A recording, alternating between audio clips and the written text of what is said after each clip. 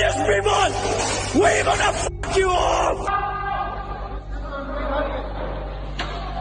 मणिपुर पिछले कुछ दिनों की हिंसा के बाद उभरने की कोशिश कर रहा है। अभी स्थिति पूरी तरह नॉर्मल नहीं है, लेकिन मणिपुर के बाहर के लोगों के लिए इस हिंसा को समझना आसान नहीं है। न्यूज चैनल्स में ऐसा दिखाया जा रहा है कि यह वायलेंस मैतेई कम्युनिटी को शेड्यूल ट्राइब का स्टेटस मिलना चाहिए या ना मिलना चाहिए, इस बात को लेकर शुरू हुआ। लेकिन क्या यह सच है या इसके पीछे कोई और भी कारण है? इसमें मैतेई कम्युनिटी की क्या डिमांड है? कुकी और नागा ट्राइब इसे क्यों अपोज कर रहे हैं? इन्हीं सवालों के जवाब हम इस वीडियो में जानने की कोशिश करेंगे। लेकिन इस वायलेंस को समझने के लिए हमें मणिपुर के सोशल, ज्योग्राफिकल और पॉलिटिकल स्ट्रक्चर को समझना बहुत जरूरी है। अगर हम सोशल स्ट्रक्चर की बात करें तो मणिपुर की जनसंख्या 30 से 35 लाख है। यहाँ 3 मुख्य समुदाय रहते हैं, मैतेई, कुकी और नागा। मणिपुर के टोटल पॉपुलेशन को देखें तो इसमें से 64% पॉपुलेशन मैतेई कम्युनिटी की है और 35% पॉपुलेशन में कुकी और नागा कम्युनिटी का समावेश है। ज्योग्राफिकल स्ट्रक्चर की बात करें तो मणिपुर एक क्रिकेट स्टेडियम की तरह है, जिसमें इम्फाल वैली बिल्कुल सेंटर में प्ले फील्ड जैसी दिखती है और बाकी चारों तरफ पहाड़ी इलाके गैलरी की तरह है। मणिपुर के टोटल ज्योग्राफिकल एरिया में से 10% एरिया पे मैतेई कम्युनिटी का दबदबा है और यह कम्युनिटी इम्फाल वैली में रहती है। बाकी के 90% पहाड़ी इलाके में कुकी और नागा कम्युनिटी रहती है, जिन्हें शेड्यूल ट्राइब का दर्जा मिला है। अगर हम मणिपुर के पॉलिटिकल स्ट्रक्चर की बात करें तो यहाँ टोटल 60 असेंबली सीट्स है, जिसमें से 40 सीट मैतेई कम्युनिटी की है और बाकी बची 20 सीट नागा और कुकी की। अब तक के 12 मुख्यमंत्री में से 2 ही मुख्यमंत्री शेड्यूल ट्राइब से थे।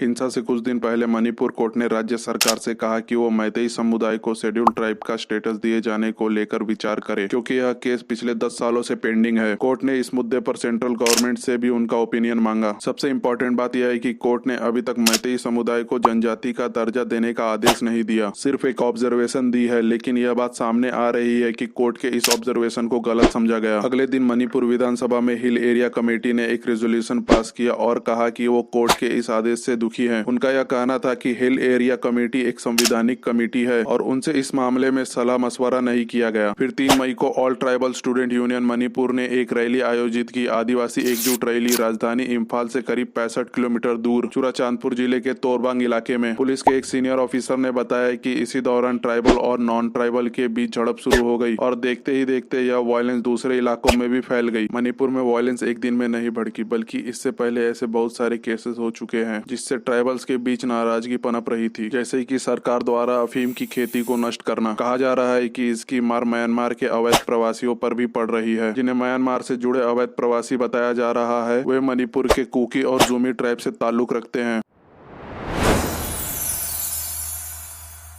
Schedule tribe demand committee of Manipur 2012 से ही मैती समुदाय को ट्राइबल स्टेटस देने की मांग कर रही थी। पेटिशनर्स ने हाई कोर्ट में बताया कि 1949 में मणिपुर का भारत में विलय हुआ था। उससे पहले मैती समुदाय को यहाँ पे ट्राइबल स्टेटस मिला हुआ था। इनकी दलील थी कि मैती को ट्राइबल स्टेटस का दर्जा उनके पूर्वजों की जमीन, परंपरा, संस्कृति और भाषा की रक्षा के लिए जरूरी है। यह कमेटी ने यह भी कहा कि मैती को बाहर से आने वाले लोगों के अतिक्रमण से बचाने के लिए संवैधानिक कवच की जरूरत है। मैती समुदाय की सबसे बड़ी शिकायत यह है कि पहाड़ी इलाके के लोग मैदानी इलाकों में जाकर बस सकते हैं, लेकिन मैदानी इलाकों के लोग पहाड़ी इलाकों में जाकर नहीं बस सकते। इनका यह कहना है कि एग्रीकल्चर सेक्टर में कुकी और नागा ट्राइब्स डोमिनेट करती है।